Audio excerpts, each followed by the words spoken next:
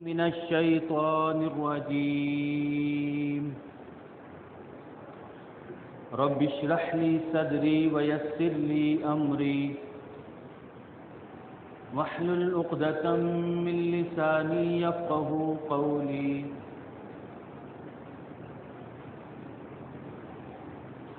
وقال تعالى: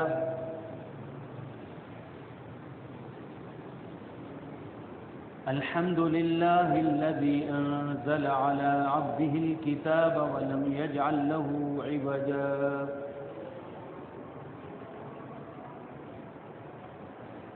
تمام قسم کی تعریفات، عبادات ایک اللہ وحدہ لا شریک کے لیے، ان گنت لا تعداد درود و سلام ہو امام الانبیاء رحمت للعالمین صلی اللہ علیہ وسلم کی ذات گرامی پر۔ عزیزان گرامی، مسند احمد کی روایت ہے، پیارے نبی صلی اللہ علیہ وسلم نے فرمایا: لا یخرج الدجال حتی یذہل الناس عن ذکرہ، کہ دجال کا ظہور اس وقت ہوگا جب لوگ اسے بھول جائیں گے، اس سے غافل ہو جائیں گے،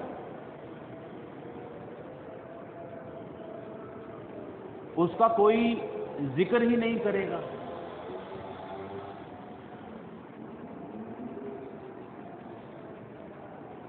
یعنی لوگ دنیا کے مسائل میں، دنیا کے فتنوں میں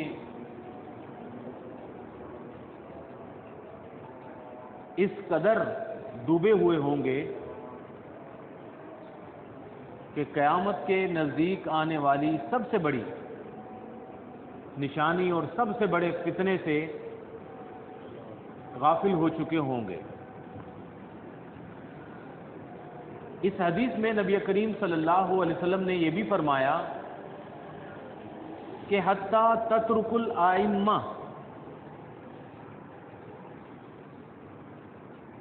ذکرہ علی المنابر، کہ ائمہ کرام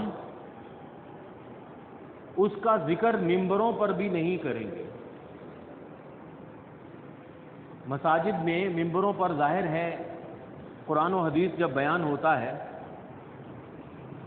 تو وہ ایسے حالات میں، ایسی فرقہ پرستی میں اور ایسے مسائل میں لوگ ڈوبے ہوں گے کہ یہ اہم ترین جو واقعہ ہے اس کا بیان بھی نہیں کریں گے۔ یہ مسند احمد کی حدیث ہے۔ صحیح مسلم کی روایت ہے، نبی کریم صلی اللہ علیہ وسلم نے فرمایا: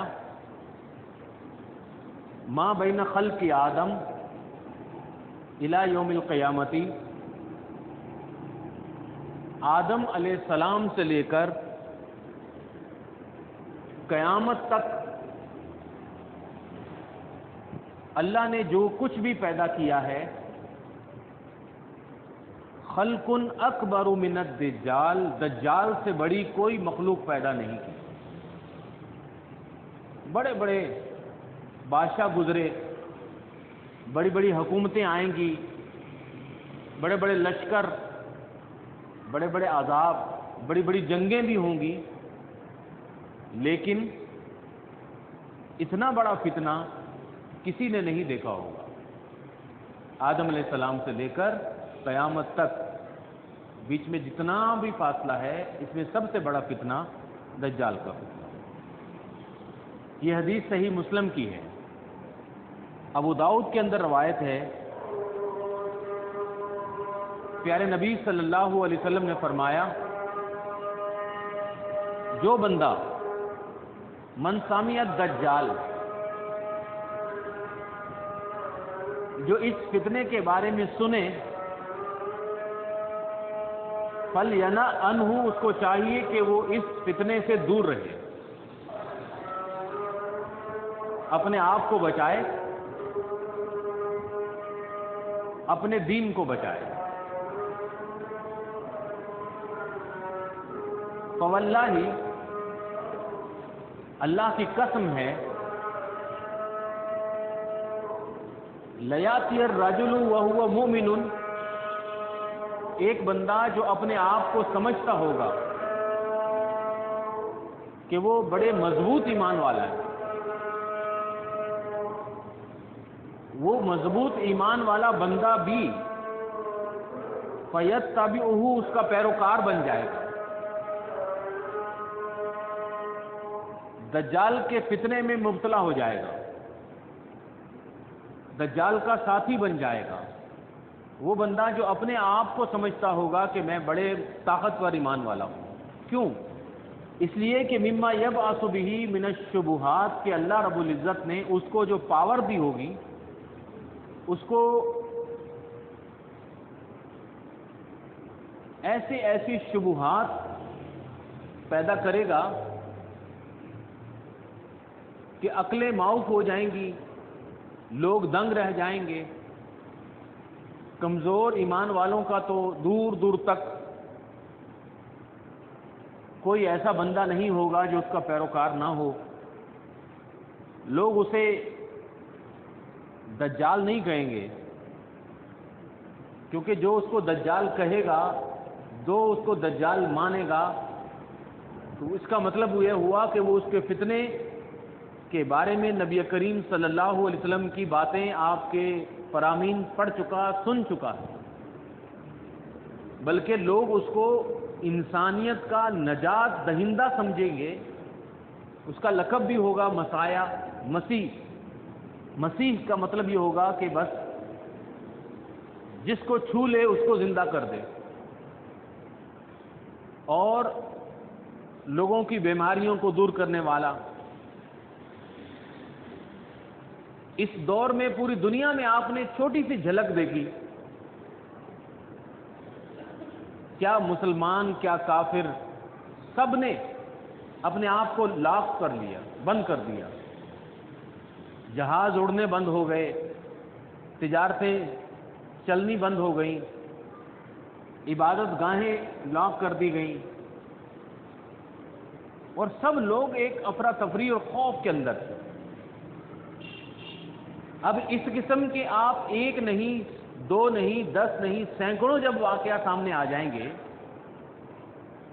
اور پتہ نہیں کون کون سے وائرس اور کون کون سی بیماریاں ہوں گی، پھر یہ بھی آپ پڑھیں گے، سنیں گے آئندہ جا کے انشاءاللہ تعالی کہ کتنی قحط ہوگا دنیا کے اندر، بھوک ہوگی۔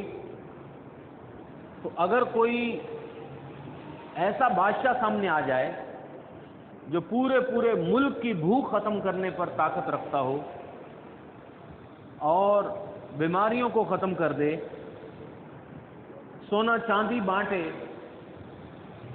تو پھر لوگ اس کو سب سے بڑا مسیحا کیوں نہیں سمجھیں گے؟ اب اگر وہ کہے کہ مجھے سجدہ کرو، تو لوگ کروڑوں کی تعداد میں پہلے بھی دنیا کے اندر لوگ پتھروں کو سجدہ کر رہے ہیں، پہلے بھی ایسے بے شمار ہیں جو آگ کی پوجا کرتے ہیں، پہلے بھی اتنے بڑے بڑے دنیا میں ملک ہیں جو بدھسٹ کہلاتے ہیں، گوتم بدھ کے بڑے بڑے مجسموں کو دیوتا سمجھتے ہیں۔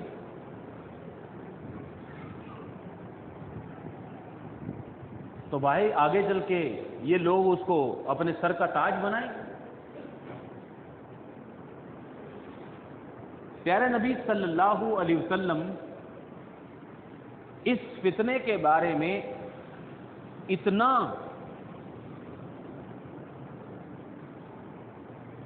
بار بار صحابہ اکرام کو سمجھایا کرتے تھے کہ آپ اپنی نمازوں کے اندر بھی یہ دعا مانگنے لگ گئے، اللہم انی اعوذ بک من فتنۃ المسیح الدجال، اے اللہ مجھے دجال کے فتنے سے پناہ دے، محفوظ فرما دے۔ اور یہ دعا ہمیں بار بار پڑھنی چاہیے، دعاؤں کے اندر شامل کر لینی چاہیے، سوچ سمجھ کے دجال کے فتنے سے اللہ سے حفاظت مانگنی چاہیے۔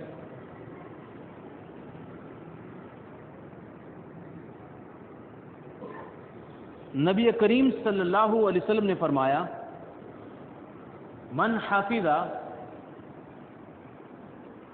10 آیات من اول سورۃ الکہف، سورۃ الکہف کی ابتدائی 10 آیتیں جو بندہ یاد کر لیتا ہے،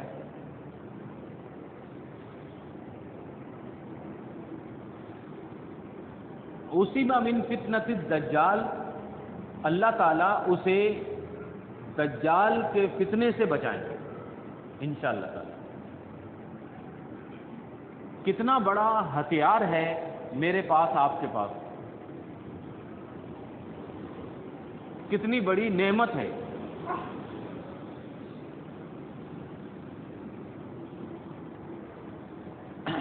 انشاءاللہ تعالی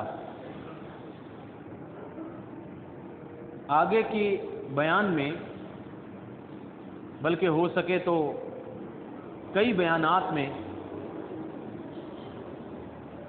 پہلے یہ مسئلہ دیکھیں گے ابتدائی کہ نبی کریم صلی اللہ علیہ وسلم نے اتنی بڑی بات فرما دی کہ دجال کے فتنے سے حفاظت دلاتی ہیں سورہ کہف کی یہ آیتیں۔ تو سورہ کہف کی ان آیتوں میں، بلکہ پوری سورہ کہف میں اور فتنہ دجال میں آپس میں تعلق کیا ہے، اس کے بعد پھر انشاءاللہ تعالی دجال کے بارے میں جو حدیثیں ہیں وہ بیان کی جائیں انشاءاللہ تعالی۔ پہلی بات تو آپ یوں سمجھیں یہاں سے کہ نہ تو سورہ کہف کے اندر دجال کا نام ذکر ہے کھل کر، فتنوں کا تو ذکر ہے لیکن دجال کا نام نہیں ہے، بلکہ پورے قرآن کریم میں بھی دجال کا نام نہیں ہے۔ لیکن پیارے نبی صلی اللہ علیہ وسلم کی 100 سے زیادہ صحیح ترین، جس کو علماء متواتر کہتے ہیں، اتنی حدیثیں اور اتنے صحابہ نے بیان کی کہ ان سب کا جھوٹ پر جمع ہونا ناممکن ہے، کہ سینکڑوں صحابہ نے، پھر ہزاروں محدثین نے، پھر لاکھوں ان کے تابعین اور تبع تابعین نے یہ حدیثیں بیان کی، جن کا سچا ہونا بالکل یقینی اور اتنا ہی یقینی ہے جتنا کہ قرآن کا سچا ہونا یقینی۔ اب جو بندہ منکر سنت ہے، منکر حدیث ہے، نبی کریم صلی اللہ علیہ وسلم کے فرامین کی اہمیت اس کے دل میں نہیں ہے، وہ اپنے آپ کو بیوقوف بناتا ہے اور لوگوں کو بیوقوف بناتا ہے کہ میرے لیے قرآن کافی ہے، تو اس کا 100% یقینی ہے کہ وہ تو بھئی فتنہ دجال سے نہیں بچ سکے گا، کیونکہ انہوں نے دجال کے بارے میں یہ جو جتنی بھی حدیثیں ہیں ان کا تو ویسے ہی نہیں مانتے ہوں گے۔ اب ان کا دجال کے فتنے میں مبتلا ہونا یقینی ہو جائے، لہذا دجال اور اس دور کے جتنے بھی بڑے بڑے فتنے ہیں، ان سے بچنے کے لیے لازمی ہے کہ ہمیں دین اسلام کی مکمل جو پیکج ہے، قرآن اور سنت دونوں کو ملا کر سمجھنا پڑے گا، ایمان لانا پڑے گا، اس کی اہمیت، اس کی ایتھینٹسٹی اور اس کے سچے ہونے پر یقین کرنا پڑے گا، کیونکہ صرف دجال کا فتنہ نہیں، بڑے فتنے قیامت تک آنے والے جتنے بھی ہیں سب کا ذکر پیارے نبی صلی اللہ علیہ وسلم کی سنت میں۔ لہذا قرآن اور سنت دونوں پر ایمان لانے والا بندہ ہی انشاءاللہ تعالی فتنوں سے بچے گا۔ ایک بات، اور دوسری بات کہ سورہ کہف میں آخر کیا ہے. نبی کریم صلی اللہ علیہ وسلم، مستدرک حاکم کی روایت ہے اور صحیح حدیث ہے، آپ نے فرمایا کہ جو بندہ جمعے کے دن سورہ کہف پڑھتا ہے اس کے لیے اللہ رب العزت اگلے جمعے تک نور مقرر کر دیتا ہے. نور کس کو کہتے ہیں؟ روشنی کو.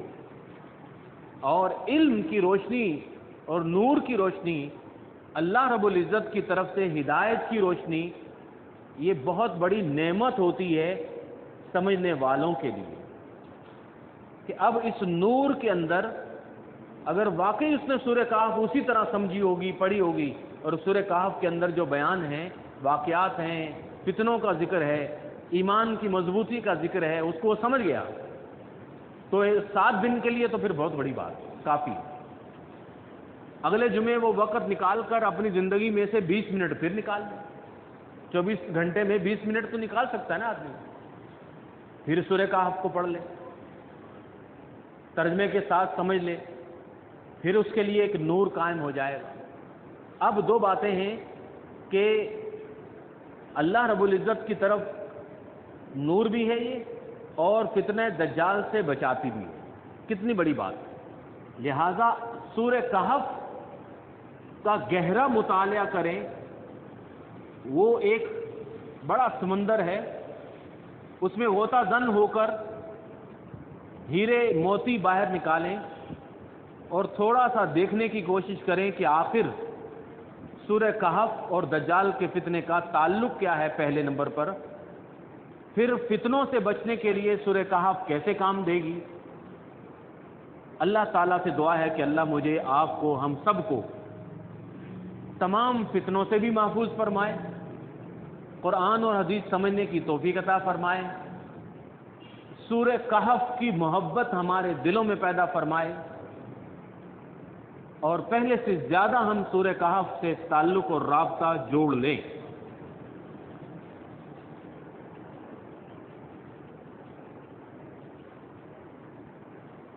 قرآن کریم کی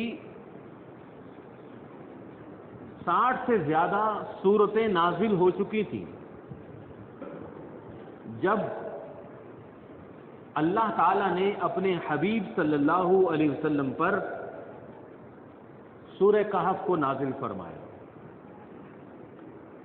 وہ جو وقت چل رہا تھا کہ نبی کریم صلی اللہ علیہ وسلم کو نبوت کا اعلان کیے 5 برس ہو گئے، اور ایک ظلم اور اندھیرا چھایا ہوا تھا مکے کے لوگوں میں، مکے کی وادیوں میں.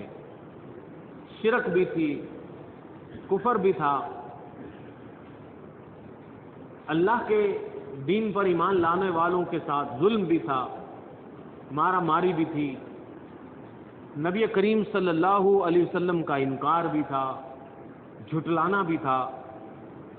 ایسے دور میں تسلی کے لیے نبی کریم صلی اللہ علیہ وسلم کی دل کو مضبوط کرنے کے لیے اللہ تعالیٰ نے یہ انعام سورہ کہف نازل فرمایا.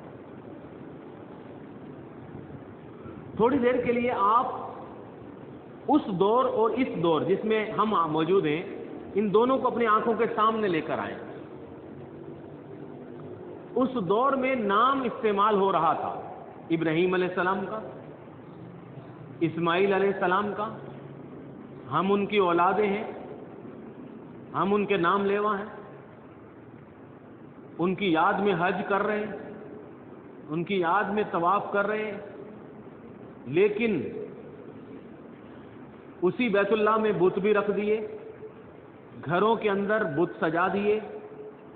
بتوں کو سجدہ کرتے ہوئے بھی یہ کہتے تھے کہ ہم ان کو سجدہ نہیں کر رہے، ہم تو اللہ کو سجدہ کر رہے ہیں. بات سمجھ رہے؟ کتنا بڑا دھوکہ. سجدہ بتوں کو کر رہے ہیں، کہہ رہے ہیں کہ صرف یہ تو اللہ کے پاس ہماری سفارش کریں گے، یہ تو ہمیں بخشوانے والے ہیں، بگڑی بنانے والے ہیں، ہماری دستگیر ہیں، ہاتھ پکڑیں گے ہمارا، غریبوں کو نوازتے ہیں یہ. باقی ہم مانتے ہیں ہم اللہ کو ہیں، سجدہ اللہ کو ہے، خالق اللہ ہے، رزق وہ دیتا ہے، پیدا وہ کرتا ہے، مارتا وہ ہے۔ نام کون ہے؟ ہم ابراہیمی ہیں، ابراہیم کو ماننے والے ہیں۔ ہمارا دور میں آ جائیں نام، ہم محمد صلی اللہ علیہ وسلم کے امتی ہیں۔ کام، چاروں طرف شرک اور کفر میں ڈوبے ہوئے لوگ، غیر اللہ کو سجدے بھی، المدد کے نعرے بھی، پھر بھی مانتے اللہ کو ہیں، مانتے ہم اللہ کو ہیں۔ اور یہ جو ہم المدد المدد کہتے ہیں، یہ جو ہم ان کو واسطہ وسیلہ بناتے ہیں، جو ہم ان کو نام اپنے گھروں کے اوپر لکھواتے ہیں، ان کو پکارتے ہیں، ان کے مزاروں پر سجدہ کرتے ہیں، نہیں نہیں، یہ صرف ہمیں قیامت کے دن بخشوائیں گے۔ اب یہ حالات ایسی بھی ہے، اب یہ جو 2 مہینے گزرے ہیں، آپ سب جانتے ہیں کہ مزارات بند تھے، تالے لگے ہوئے تھے۔ تو ایک خاتون خانہ نے بتایا کہ ہماری محبت ہے، کئی مہینوں سے ہم سلام کرنے نہیں جا سکے کہ لاک ڈاؤن تھا، تو اس مرتبہ پھر ہم جو ہے عبداللہ شاہ غازی کے مزار کے باہر جو سڑک تھی نا، صرف اسی پہ چلے اور سڑک کے اوپر جا کر ہی دیدار کیا اور ہمیں سکون آیا اور واپس آ، کیونکہ اندر تو وہ جانے نہیں دے۔ ہم نے کہا کہ کم از کم ہمارا اتنا تو حق ہے نا کہ ہم دور سے ہی سلام کریں، ایسا نہ ہو کہ وہ ناراض ہو جائیں کہ کئی مہینے ہو گئے۔ یہ دور اور اس دور کو آپ دونوں کو اپنے سامنے لے آئیں۔ پیارے نبی صلی اللہ علیہ وسلم جیسی عظیم روشنی دنیا میں آ گئی اور مکہ کے اندر اندھیرے ہیں، 3 سال آپ ان کے سامنے قرآن پیش کر رہے ہیں، توحید پیش کر رہے ہیں، وہ کوئی اہمیت ہی نہیں دے رہے۔ 4واں 5واں سال آیا، چند لوگ ایمان لائے، انہوں نے اہمیت یہ دی کہ آپ کو جھوٹا قرار دیا، جادوگر قرار دیا، اور آپ کے اوپر طرح طرح کے الزامات لگانے شروع کر دیے، آپ کے اوپر اعتراض کرنے لگے اور انگلیاں اٹھانے لگے۔ وہ دور، اور اس دور میں واپس آئیں، آپ اپنے گھر میں، اپنے معاشرے میں، اپنے خاندان میں، اپنے شہر میں، اپنے ملک میں سچی بات کریں تو صحیح، قرآن اور حدیث کو پیش تو کریں۔ سب انگلیاں اٹھائیں گے، سب اعتراض کریں گے، سب الزام لگانا شروع کر دیں۔ کوئی کہے گا کہ اس دور میں تم طالبانی باتیں کرتے ہو، کوئی کہے گا کہ آج وہاں بھی آ گئے۔ اللہ رب العزت نے سورہ کہف میں بار بار فرمایا الحق من ربک، اے نبی صلی اللہ علیہ وسلم آپ غمزدہ نہ ہوئیے، یہ قرآن اللہ کی طرف سے حقیقت ہے، حق ہے، سچ ہے۔ تسلی دی، فتنوں کے سامنے ڈٹ جانے کا سبق دیا۔ سورہ کہف کے بالکل شروع میں غار والوں کا واقعہ بیان کیا گیا، جن کے نام سے یہ سورت ہے کہف۔ پھر دیگر بڑے بڑے واقعات کہ ان حالات میں انہوں نے بھی استقامت کی تھی، تو اے ایمان والو تم بھی ان حالات کے اندر استقامت اپنے سامنے رکھو۔ سورہ کہف میں 4 بیان ہیں بڑے بڑے۔ شروع میں آپ پڑھیں گے، جب ترجمہ پڑھیں گے آپ کو سمجھ میں آئیں گی یہ ساری باتیں انشاءاللہ۔ بالکل شروع میں غار والوں کا واقعہ ہے، ان کے بعد باغ والوں کا واقعہ ہے، باغ، دولت کا فتنہ بھی ہوتا ہے نا۔ آخر میں ذوالقرنین ایک بڑے بادشاہ کا ذکر ہے، طاقت، حکومت، اور بالکل آخر میں موسیٰ علیہ السلام اور خضر علیہ السلام کے واقعات بھی ہیں۔ بیچ میں آدم علیہ السلام اور ابلیس کا واقعہ بھی ہے۔ اب ہم دیکھیں کہ سورہ کہف اور فتنہ دجال، دجال بہت بڑا فتنہ ہے، بہت بڑا فتنہ. اس کا جو نام ہے نا، لفظ ہے عربی کے اندر آپ پڑھیں گے دجال. اس کو جب آپ ترجمہ کریں تو دجال کا مطلب یہ ہے عربی زبان کے اندر کہ کسی گھٹیا چیز کو اوپر خوبصورت کور چڑھا کر پیش کیا جائے، کہ بالکل ناکارہ سے لوہے کو جو کباڑیا بھی نہ خریدے اس کے اوپر کسی سونے کا پانی چڑھا کے چمکا کے رکھ دیا جائے، تو اس کو کیا کہتے ہیں؟ دجل. اردو میں ہم کیا کہیں گے؟ فراڈ، دھوکہ، فریب. اب وہ دجال ایک یہودی ہوگا، اس یہودی دجال کے اندر چاروں طرف فریب، دھوکہ اور فراڈ ہی فراڈ ہوگا. اندر سے کفر اور اوپر سے نعوذ باللہ خدا ہونے کا دعویٰ کر دینا. اندر سے لوگوں کے ایمان کی بہت بڑی آزمائش، کچھ بھی نہیں، اتنا کمزور اور اتنا کمزور کہ صرف عیسیٰ علیہ السلام کی آمد کی خبر ملے گی اور اس کی بربادی شروع ہو جائے گی. لیکن ان کے آنے سے پہلے اتنا بڑا طاقتور کہ پوری دنیا اس کو سجدے کر رہی ہو. اب یہودی جو قوم یہود ہے وہ کیا ہے؟ بنی اسرائیل بھی ہم اس کو کہتے ہیں. بنی اسرائیل میں ہی اللہ رب العزت نے عیسیٰ علیہ السلام کو نازل فرمایا، لیکن اس قوم نے عیسیٰ علیہ السلام کا انکار کیا، آپ کے اوپر ظلم کیے. اللہ رب العزت نے عیسیٰ علیہ السلام کو یہودیوں کے ظلم سے بچا کر آسمانوں پر لے گئے. پیارے نبی صلی اللہ علیہ وسلم کی ملاقات بھی ہوئی معراج کی رات. اب قوم بنی اسرائیل جو تھی وہ عذاب سے بچ گئی، وگرنہ اگر عیسیٰ علیہ السلام دنیا میں ہوتے تو جس طرح دیگر نبیوں کے ساتھ یہ واقعہ پیش آیا کہ جب ان کی امتیوں نے انکار کیا تو اللہ کا عذاب آ گیا. اب اللہ رب العزت نے اس نبی کو زندہ رکھا. یہ اللہ رب العزت کا معجزہ ہے. قیامت کے قریب انشاءاللہ تعالی صحیح حدیثوں کے مطابق عیسیٰ علیہ السلام دوبارہ تشریف لائیں گے. عیسیٰ علیہ السلام کا نام ہے مسیح. قرآن میں ہے نا مسیح ابن مریم. وہ اللہ رب العزت کی طرف سے معجزہ تھے. وہ اگر ہاتھ لگاتے تھے تو اندھے دیکھنے لگ جاتے، مردے زندہ ہو جاتے. یہ ان کا معجزہ تھا، اللہ رب العزت کی طرف سے انعام تھا. اب عیسیٰ علیہ السلام کا جو دشمن ہے اس کو اینٹی کرائسٹ کہتے ہیں. یہودی اس کا انتظار کر رہے ہیں، اس کو ہم دجال کہتے ہیں. اب آپ سارا ایک سلسلہ سمجھ گئے کہ عیسائی قوم انتظار کر رہی ہے عیسیٰ علیہ السلام، مسلمان امت انتظار کر رہے ہیں قیامت کی بڑی بڑی نشانی عیسیٰ علیہ السلام کا اور ان کے ساتھ دیگر بڑے بڑے واقعات. یہودی انتظار کر رہے ہیں اپنے ایک بادشاہ کا.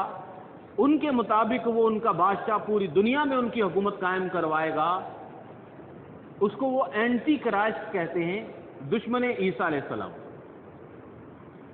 اب ہم مسلمان چونکہ تمام نبیوں کے ماننے والے ہیں، ہم محمد الرسول اللہ صلی اللہ علیہ وسلم کے امتی ہیں.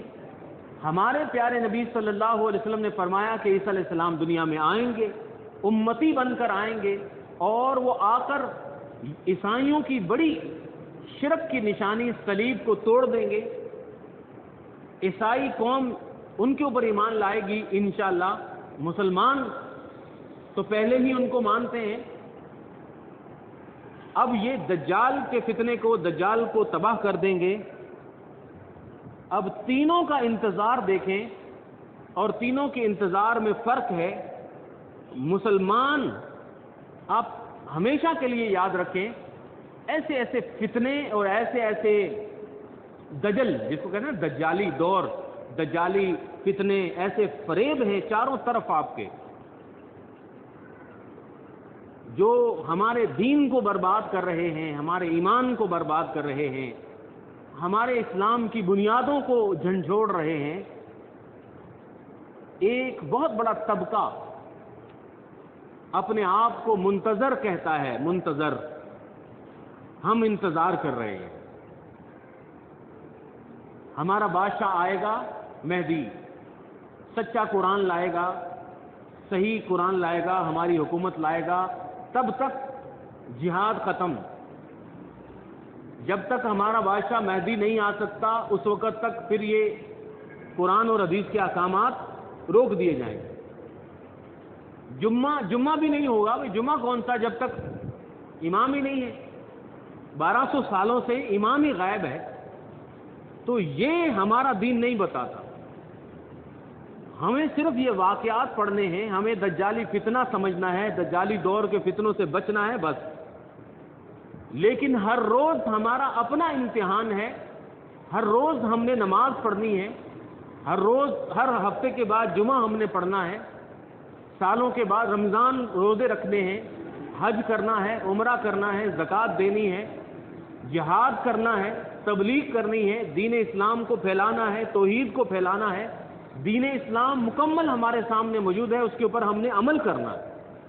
جس طرح صحابہ نے عمل کیا، قربانیاں دی، شہید ہوئے، وہ کسی کے انتظار میں نہیں تھے۔ ہمارا انتظار اور لوگوں کے انتظار میں بڑا فرق۔ ہم صرف یہ سمجھیں گے کہ یہ فتنے ہیں قیامت کے نزدیک آنے والے، جو بربادی لے کر آئیں گے۔ اس سے پہلے دجالی دور آتا ہے۔ دجال دور کا مطلب ہے کہ دھوکہ ہوگا، فراڈ ہوگا، بے شمار قسم کے دھوکے ہوں گے، بس ہم نے ان سے بچنا ہے۔ پیارے نبی صلی اللہ علیہ وسلم، وہ دجال جب آئے گا اس کے پیچھے چلنے والے، اس کے پیروکار ایسی قوم ہوگی جن کے ناک چپٹے ہیں، چھوٹے قد کے، آپ سب جانتے ہیں کون ہو۔ ہمارے لیفٹ کے اندر پاکستان کے چائنا سے لے کر جتنے بھی آگے بڑے بڑے جزیرے ہیں نا، جاپان، تھائی لینڈ، سب کے ایک ہی حالت، اور یہ وہ لوگ ہیں، یہ وہ علاقے ہیں جہاں اسلام کا نور ابھی تک نہیں پہنچا۔ اسلام اور قرآن کا پیغام بہت کم، کہیں اگر ہیں تھوڑے سے مسلمان اللہ کو سجدہ کرنے والے تو ان کے ساتھ بہت ظلم ہو رہا، یہ اس کے پیروکار ہوں، اور پھر پوری دنیا کے اندر اس کے نام لیوا، اس کے ماننے والے بڑے پیدا ہوتے چلے جائیں گے۔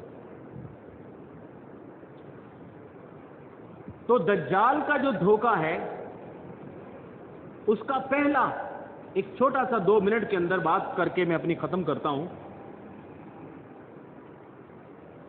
کہ سورت کی پہلی جو آیت ہے نا، الحمدللہ، تمام تعریفیں اللہ کے لیے، جس نے نازل کیا اپنے بندے محمد رسول اللہ صلی اللہ علیہ وسلم۔ اس میں ہمیں بتایا جا رہا ہے کہ پہلے نمبر پر جب بات شروع کرنی ہے نا تم نے، تو اللہ، ہر معاملے میں اپنے سامنے اللہ، یہ نہیں کہنا تم نے میں نے کھایا، میں نے پہنا، میں نے کمایا، یہی ہوتا نا ہمارے منہ سے، یہی بات نکلتی ہے نا، بھائی آپ نے کیا کھایا، میں نے کھایا، یہ نہیں۔ الحمدللہ الذی اطعمنا، اللہ کا شکر ہے جس نے مجھے کھلایا، جس نے مجھے پلایا، یہ سب کچھ ہم اللہ کی طرف کرنے والے ہیں۔ اور اللہ رب العزت کی ذات کیا ہے؟ دکھائی دیتی ہے؟ نہیں۔ ہماری روح کیا ہے؟ دکھائی دیتی ہے؟ نہیں۔ انزل علی عبد الکتاب، اپنے بندے پر کتاب نازل کی فرشتوں کے ذریعے، فرشتے دکھائی دیتے ہیں ہمارے پاس، دونوں فرشتے ہمارے کندھوں پہ؟ نہیں۔ یہ ساری چیزیں کیا ہیں؟ ان سین ہیں، نہ نظر آنے والی ہیں، تو تو بندہ مومن کا پہلا قدم جو ایمان کا شروع ہوتا ہے نا، پہلا قدم وہ ایمان بالغیب سے شروع ہوتا ہے، اور دجالی دور کے لوگ اور دجال کو ماننے والے لوگوں کا پہلا قدم ان چیزوں سے شروع ہوتا ہے جو دکھائی دینے والی چیزیں ہیں۔ آپ سمجھیں گے کہ اس دور میں چاروں طرف جو کچھ بھی ہو رہا ہے، جو علم پڑھایا جا رہا ہے، جو نالج پڑھایا جا رہا ہے، وہ جسم کے متعلق ہے، جسم دکھائی دیتا ہے، وہ دنیا کے متعلق ہے، کائنات یہ نظر آنے والی چیز ہے، لیکن اللہ کے بارے میں نہیں جی، وہ تو کسی سائنس اور کسی لیبارٹری میں ثابت ہی نہیں ہو سکا، روح نہیں، آخرت قیامت کا ذکر نہیں۔ تو قرآن جو ہے وحی الہی ہے، یہ وحی الہی جو ہے نا، سورہ کہف ہے، قرآن ہے، یہ اللہ کی وحی ہے، اور اللہ کی وحی کی پہلی بنیاد ہی اس چیز سے شروع ہو رہی ہے کہ تم نے ایمان لانا ہے الحمدللہ اللہ پر، یہ ایمان بالغیب ہے۔ تم الذین یؤمنون بالغیب، تم غیب پر ایمان لانے والے لوگ، وہ چیزیں نظر نہیں آتی۔ یہ جسم حقیقت ہے، نظر آ رہا ہے، لیکن ہمیشہ نہیں رہے گا۔ یہ دنیا حقیقت ہے، نظر آ رہی ہے، یہ ہمیشہ نہیں رہے گی۔ روپیہ پیسہ حقیقت ہے، ختم ہو جائے گا۔ یہ کائنات حقیقت ہے، ختم ہو جائے گی۔ حقیقت والی چیز جو رہنے والی چیز ہے وہ اللہ کی ذات ہے، آخرت قیامت ہے، جنت اور جہنم ہے، اور یہ بندہ مومن کی روح ہے۔ تو اس دور کے اندر جو چیزیں نظر آ رہی ہیں، ہمارا سب جد و جہد، بحث اور ہماری دوڑ دھوپ صرف اسی چیز کے بارے میں۔ ہم جتنا کما رہے ہیں سارا خرچ ہمارا جسم پر ہو رہا ہے، سارا علم، ساری محنتیں جسم پر ہو رہی ہیں، یا ہم یہ دنیا کے مال کو جمع کر کے گھر میں سجا رہے ہیں، اور ہم بڑی بڑی بلڈنگیں بنا رہے ہیں۔ یہ تینوں چیزیں کیا ہیں؟ فنا ہو جانے والی ہیں۔ ابھی آنکھ بند ہوئی، جسم بھی ختم، دنیا بھی ختم، روپیہ پیسہ بھی ختم، بینک بیلنس بھی ختم۔ لہذا پھر ان چیزوں پر ایمان کیا مانا؟ ان چیزوں کے پیچھے ساری زندگی لگا دینا کیا مانا؟ کیا یہ حاصل ہو گیا کامیابی ہے؟ زرداری کی دولت مل گئی کامیابی ہے؟ دجالی سوچ کے مطابق جی ہاں کامیابی ہے دنیا کی بڑی دولت، نہیں۔ آخرت کی سوچ کے مطابق یہ کامیابی نہیں ہے، یہ تو فنا ہو جانے والی چیز ہے، ختم ہو جانے والی۔ تو میں امید ہے کہ میں تھوڑا سا سمجھا سکا، اور انشاءاللہ اگلے جمعے سے ہم ترجمہ اور تشریح کریں گے سورہ کہف کی، کہ سورہ کہف میں ان فتنوں کا رد ہے جو نظر آنے والی چیزیں ہیں، جو دنیا کی ظاہری زیب و زینت ہیں اور چمک والی چیزیں ہیں۔ دجال بھی نظر آئے گا، اب آئی سمجھ میں؟ وہ سب کے سامنے نظر آئے گا، وہ اپنے کارنامے کرے گا۔ لوگ کہیں گے کہ وہ اللہ کی ذات تو نظر نہیں آتی، لہذا اسی کے پیچھے لگ جائیں گے۔ تو ظاہر اور مادہ پرستی کا فتنہ بڑھتا جائے گا، بڑھتا جائے گا، بڑھتا جائے گا، اور یہ بربادی ہمارے سامنے آتی چلی جائے گی۔ اس کے مقابلے میں وحی الہی ہے، اللہ کا علم، قرآن اور پیارے نبی صلی اللہ علیہ وسلم کا فرمان، اس کو سمجھنا، اس کو پڑھنا، یہ دنیا کے اس ہمارے فتنوں کا بھی رد ہے۔ زیب و زینت، چمک ہے، فلموں، گانے بجانے، ان سب کو بھی بچائے گا، اور دجال کے فتنے سے بھی بچائے گا۔ اب آخری بات لے کر اپنی جیب میں، اپنے دل و دماغ میں چلے جائیں اور مجھے بتائیں کہ یہ قرآن اور حدیث کو پھیلانا اور پڑھنا کہاں ملے گا؟ یہ دجال کے فتنے سے بچانا ہمیں کون بتائے گا؟ وہ یہ مسجد اور مدرسہ بتائے گا۔ اس مسجد اور مدرسے میں قرآن پڑھنے والے بتائیں گے، اور پھر اس کو سیکھنے اور سمجھنے والے بتائیں گے۔ آپ وعدہ کریے کہ سورہ کہف کو ہر جمعے پڑھیں گے، پہلی 10 آیتوں کا ترجمہ سیکھیں گے، اور آپ قرآن اور حدیث جہاں پھیل رہا ہے، جو پھیلا رہے ہیں، ان کی مدد کریں گے، تاکہ ایسے لوگ پیدا ہوتے چلے جائیں جو اس دور کے فتنوں سے بھی ہمیں بچائیں اور دجال کے فتنوں سے بھی بچائیں۔ وآخر دعوانا ان الحمدللہ۔